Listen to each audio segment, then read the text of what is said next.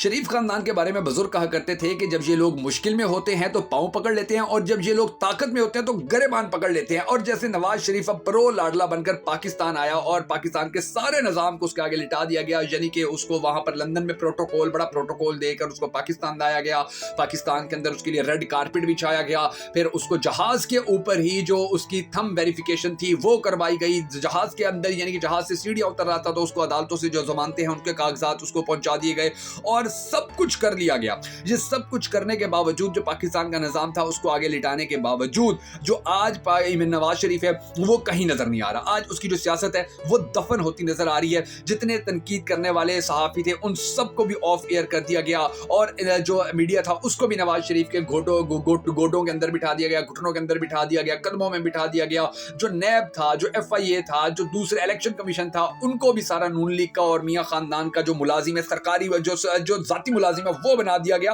और ये सब कुछ जब किया गया तो फिर डेफिनेटली जो मियां साहब थे औकात से बाहर हुए और उनके अंदर हवा भर गई। और जब उनके अंदर हवा भर गई तो फिर उनको एक ट्रेलर दिखाई, यानी कि हवा भरी तो उसने क्या किया, मियां साहब ने और उनकी पार्टी ने कि जी जो हमारे साबिक आर्मी चीफ थे उनके ऊपर तनकीद करना शुरू कर दी, जो हमारे साबिक चीफ जस्टिस थे उनके ऊपर तनकीद करना शुरू कर दी कि जी हम इनका एहतसाब करेंगे, हम इनको अदालतों में घसीटेंगे, हम इनके खिलाफ केसेस करवाएंगे, मुकदमा दर्ज करवाएंगे, इनको थाना कचहरी के अंदर जलीलो ख्वार करेंगे। अब ये इन्होंने आस्ता आस्ता जो अपना रंग दिखाना शुरू किया था तो फिर इनको एक ट्रेलर दिखाया गया और वो ट्रेलर बड़ा दिलचस्प था, वो ट्रेलर बड़ा मजे का था। और वो ट्रेलर ये था कि जैसे आप जानते हैं कि जी बड़े अच्छी तरीके से कि इनको बड़े प्रोटोकॉल दिए जाते हैं कि जी आप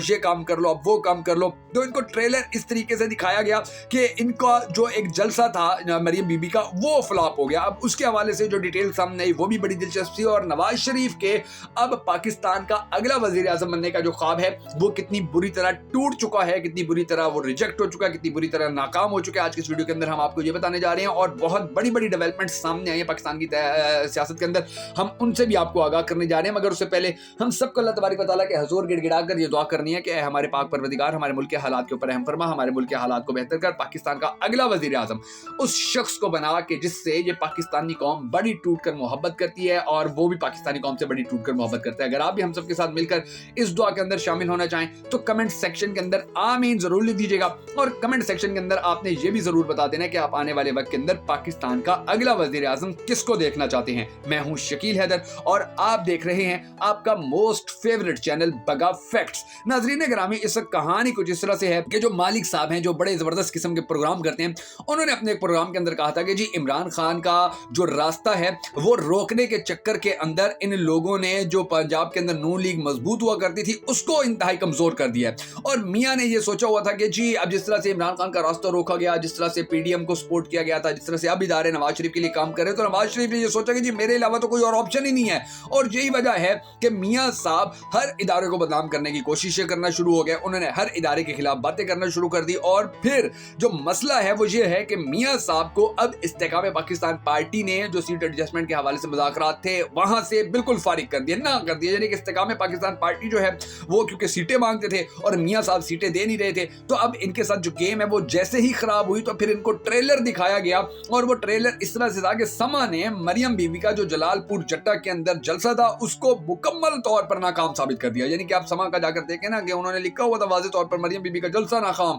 70% से ज्यादा जो क्राउड था वो मरियम बीबी की तकरीर के दौरान ही चला गया। तो उन्होंने वीडियोस चला दी और ये ट्रेलर दिखाया गया और फिर ये बताया गया कि जी आप लोग अपनी औकात के अंदर रहिए, आप लोगों को VIP हमने प्रोटोकॉल दिए थे। और प्रोटोकॉल ऐसे थे कि जब मियां साहब आए थे तो ओन चौधरी उनके साथ थे और जिस जहाज के अंदर आए थे वो जहाज जो था वो जहांगीर तरीन का था। यानी कि इनका इतना इनको प्रोटोकॉल दिया गया मगर इनको इज्जत रास नहीं आई है। और अब यही वजह है कि कौफ लीग ने भी बड़े वाज़ेह अल्फाज के अंदर कह दिया कि हम नून लीग के साथ किसी किस्म के मज़ाकरात नहीं करेंगे अगर ये हमारी सीट एडजस्टमेंट वाली बात नहीं मिलती है। KP के अंदर जो मौलाना फजलुर रहमान है उनको खुला मैदान दे दिया गया कि ये औकात से बाहर हो गया, चलो KP के तो आप संभालो। अब KP में जितने भी लोग हैं वो किसी भी पार्टी में जाना चाहते हैं तो वो सीधे मौलाना साहब के पास जाते हैं। मौलाना साहब क्योंकि पाकिस्तान के सदर बनना चाहते हैं इसलिए वो भी डीलों में डीले कर रहे हैं। और जो नून लीग है उनके और जमीयत के दरमियान अब बहुत बड़ा डेडलॉक आ चुका है और उसकी वजह यह है कि जमीयत उलमा इस्लाम ने कहा था कि हमें 5 MNA और 10 MPA पंजाब से दो, यानी कि पंजाब के अंदर हमें 15 सीटें दो।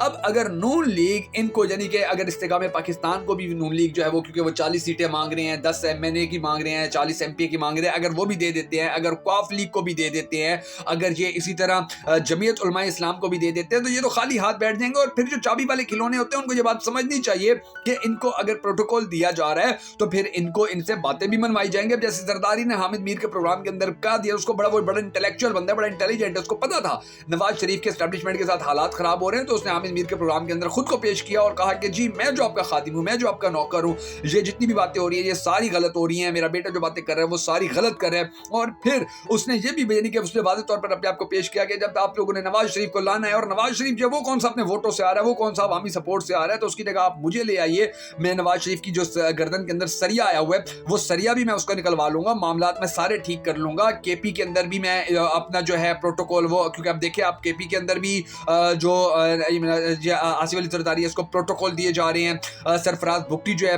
वो इस वक्त पाकिस्तान पीपल्स पार्टी के अंदर जा चुका है। जमाल रईसानी ने ट्वीट किया है कि जी जरदारी खान साहब से हमारी मुलाकात हुई, वो बलूचिस्तान से मोहब्बत करते हैं और वो बहुत बड़ा नाम है बलूचिस्तान का, और वो आने वाले वक्त के अंदर जो पाकिस्तान पीपल्स पार्टी उसको मजबूत करेंगे। आने वाले वक्त के अंदर पाकिस्तान पीपल्स पार्टी के अंदर और बहुत बड़े बड़े लोग आने जा रहे हैं। उन्होंने अपने ट्वीट में फिर सरफराज भुट्टी को भी वेलकम किया कि जी हम बहुत जल्द बलूचिस्तान के अंदर जो है वो अपनी हुकूमत बना लेंगे। अब जो मियाँ साहब हैं वो सिंध से भी फारिग हो चुके हैं, बलूचिस्तान से भी फारिग हो चुके हैं, केपी से भी फारिग हो चुके हैं। पंजाब के अंदर जो बिलावल है वो कह चुका है कई बार कि जी हम मियाँ को सरप्राइज देंगे, जहां इनके साथ जो इत्तेहाद थे वो नहीं हो रहे हैं। यहाँ पर जो पीपल्स पार्टी है अब वो जमीयत उलमा इस्लाम है उसके साथ इत्तेहाद करने जा रही है, जो इस्तेकाम पाकिस्तान पार्टी है कौफ लीग है उनके साथ इत्तेहाद करने जा रही है। तो पंजाब के अंदर भी अब मियाँ साहब का जो खेल है वो बिगड़ चुका है, और अब अगर ये बात नहीं मानेगा तो पंजाब से भी इसकी छुट्टी हो जाएगी। और जो टीवी चैनल से आप देखिए कितनी बुरी तरह वो बदनाम हो चुके हैं, बर्बाद हो चुके हैं नवाज शरीफ के चक्कर के अंदर कि जी इसको प्रोटोकॉल दिया गया, इसकी कवरेज की गई, अब लोगों ने टीवी देखना छोड़ दिए, लोगों ने वो चैनल ही देखना छोड़ दिए। तो ये जो चाबी वाला खिलौना था ये औकात से बाहर हुआ, इसने पाकिस्तान के इदारों का तो बेड़ा गर्क किया, उनको तो उनका जो क्रेडिबिलिटी थी वो तो सारी खत्म की, चाहे वो इलेक्शन कमीशन हो, FIA हो, नैब हो, चाहे वो पाकिस्तान का मीडिया हो, इन सबको तो इसने बर्बाद किया ही किया, लेकिन अपनी पार्टी का भी इसने कख नहीं छोड़ा। और यही वजह है कि अब इसको कहीं जगह नहीं मिलने जा रही है। इस्तेकाम पाकिस्तान जो और कौफ लीग जो है वो भी अब इनसे दूर हो चुके हैं, वो भी कह रहे हैं कि जी हमारी बात नहीं मान रहे। हालांकि इनको इन लोगों को इसका कौफ लीग को इस्तेकाम पाकिस्तान पार्टी को बड़ी इनको ऑफर्स भी दी गई थी, इनको बड़ी तसल्लियां भी दी गई थी, इनको बड़ा इस हवाले से प्रोटोकॉल भी दिया गया था कि जी आप लोगों को तो हर सूरत हम जो है वो पंजाब के अंदर भी हिस्सा देंगे, केपी में भी हिस्सा देंगे, सिंध में भी हिस्सा देंगे, बलूचिस्तान के अंदर भी हिस्सा देंगे। इनके साथ बड़े वादे वईद किए गए थे, इनको बड़ी तसल्लियां दी गई थी। तो अब इनकी जो तसल्लियां और वादे वईद है अब वो सारे खड्डे लाइन लगते नजर आ रहे हैं, वो सारे फ्लॉप होते नजर आ रहे हैं। अब वो सारा जो निजाम इन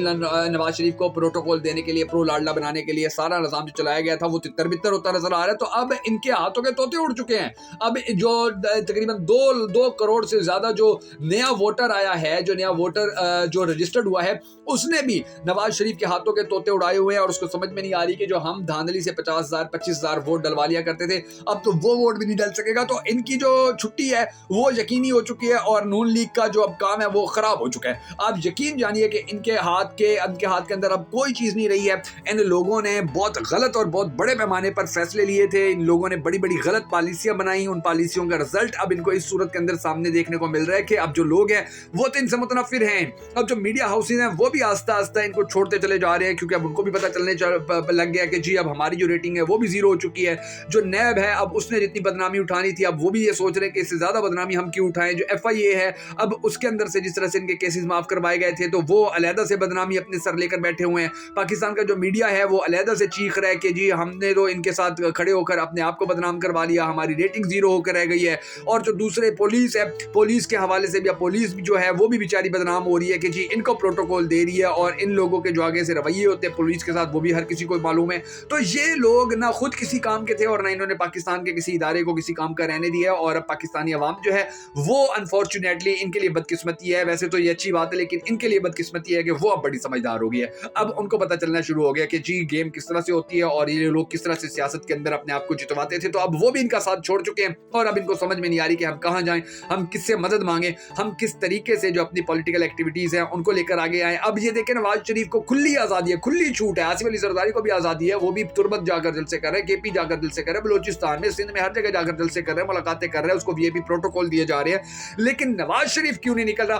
क्योंकि इनको पता चल चुका है कि जी अवाम ने हमें बुरी तरह रिजेक्ट कर दिया। अब आसिफ अली जरदारी है उसकी बड़ी अच्छी, यानी कि पंजाब के अंदर, केपी के अंदर या सिंध के अंदर अगर हम देखें, बलूचिस्तान के अंदर, गिलगित बल्चिस्तान के अंदर देखें, पीपल्स पार्टी की नून लीग के मुकाबले में बड़ी अच्छी पोजीशन है, बड़ी टाइट पोजीशन है, और वो इन लोगों लोगों को पानी भी नहीं पीने देंगे, इनके जो उम्मीदवार हैं उनको पानी भी नहीं पीने देंगे और हरा के बाहर फेंकेंगे। अगर आप भी इन सब हालात के अंदर पाकिस्तान की सबसे बड़ी पार्टी को सपोर्ट करते हैं, अगर आप उनके साथ खड़े हुए थे, तो कमेंट सेक्शन के अंदर आपने ये जरूर बता देना कि आप आने वाले वक्त के अंदर पाकिस्तान का अगला वजीर आजम किसको देखना चाहते हैं। और अगर अब तक आपने हमारे फेसबुक और यूट्यूब चैनल बगा फैक्ट्स को फॉलो और सब्सक्राइब नहीं किया है तो जरूर कर लीजिए। हमारे इस वीडियो को लाइक कीजिए, कमेंट कीजिए, शेयर कीजिए, ताकि हमें कॉन्फिडेंस मिलता रहे, एतमाद मिलता रहे और हम इसी तरह की वीडियोस आपकी खिदमत में पेश करते रहें।